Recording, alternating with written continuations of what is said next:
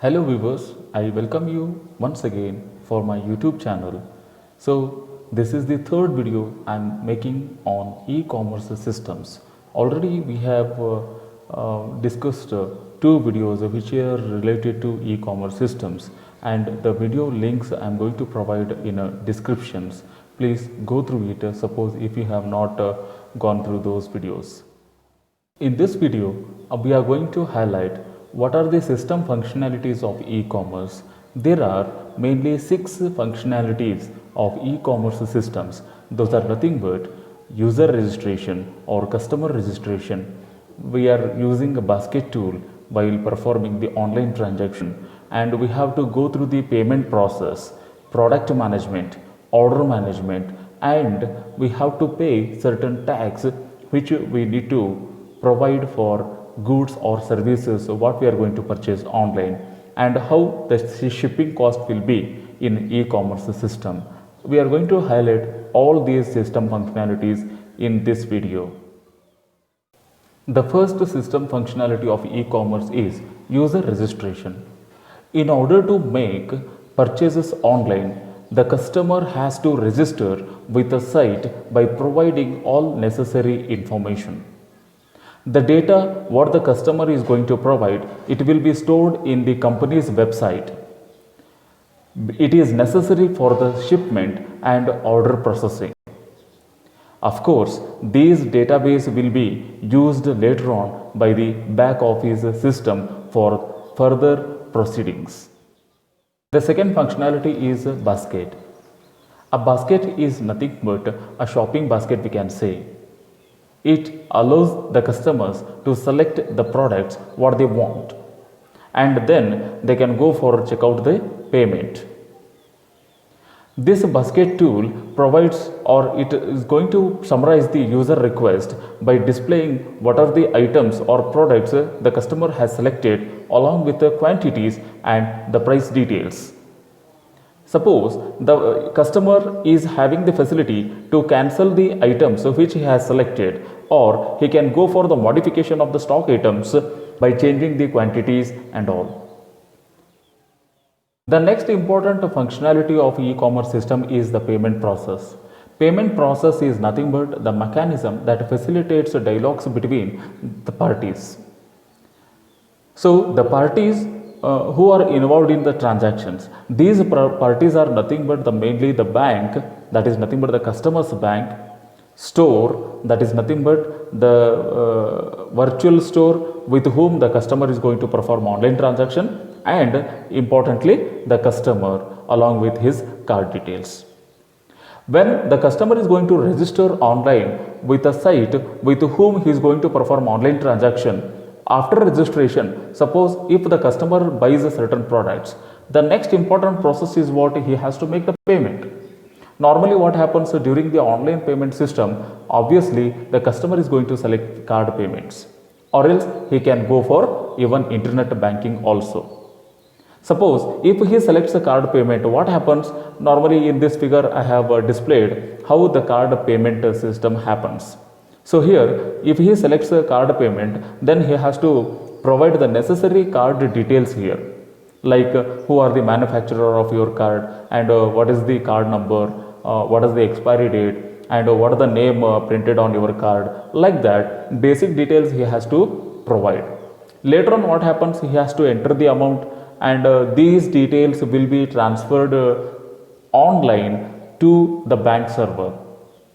The bank server, what happens, it is going to verify the details whatever the customer has provided.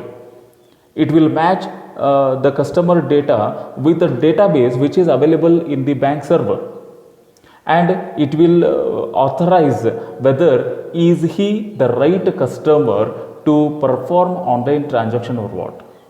Suppose if this authorization gets succeed, then it will permit the customer to go for online payment, and the payment happens so that the store will get the amount. Suppose if the authorization gets fails, then it is going to deny the payment service, so that the transaction will be cancelled automatically.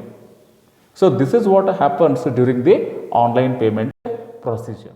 The next important functionality of e-commerce system is product management. This is the main part of e-commerce system, we can say, and the product management provides a facility or features for product placement or order fulfillment, etc. This makes it possible to define a product via some set of standard fields like what is the code of the product, what is the category to which it belongs.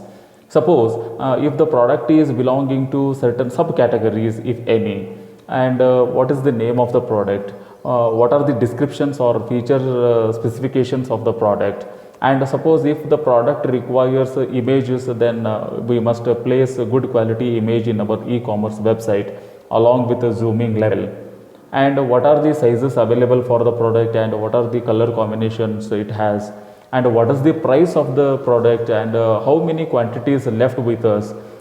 So these are nothing but some standard fields that e-commerce site has to maintain, so that the customer will be beneficial in identifying the what kind of a product he needs. Suppose if I am interested in buying a smartphone, assume that I must go for category wise. So to purchase a smartphone, I must select category electronic devices. Under electronic devices, again we have some subcategories like televisions, laptops, computers, smartphones, like that. So obviously what I will do, I will select a smartphone subcategories within that. Suppose I want to go through the description, what are the features or specifications of the product, then I can go for descriptions. Suppose I want to see how my smartphone looks like, then I can go for images. Along with that, I can go for zooming levels, I can increase the zooming level of the images, and also I can go for what are the size specifications, and what are the color combinations it has, and what is the price of the product, and what are the quantities left with the e-commerce website.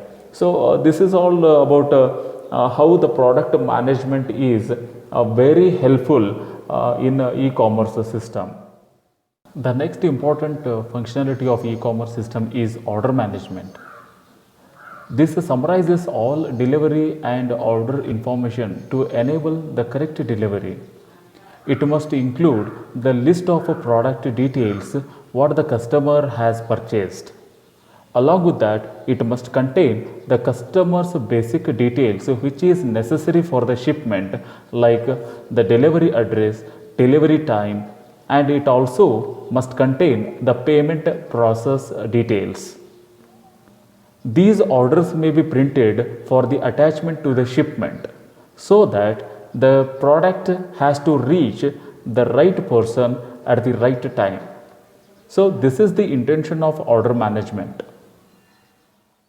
The last and most important functionality of e-commerce system is taxation and shipping cost. In addition to the cost of a product purchased by the customer, our e-commerce system must be capable of managing the tax collection. So sometimes it becomes necessary to even go for extra charges for the shipment also. So the government is going to change its taxation rules frequently. So along with the government agencies, even our e-commerce system must be capable enough to adopt the changes which is happening nowadays. With this, I end up my session. Hope you understood the concept. If you like my video, kindly like, share and subscribe. Thank you.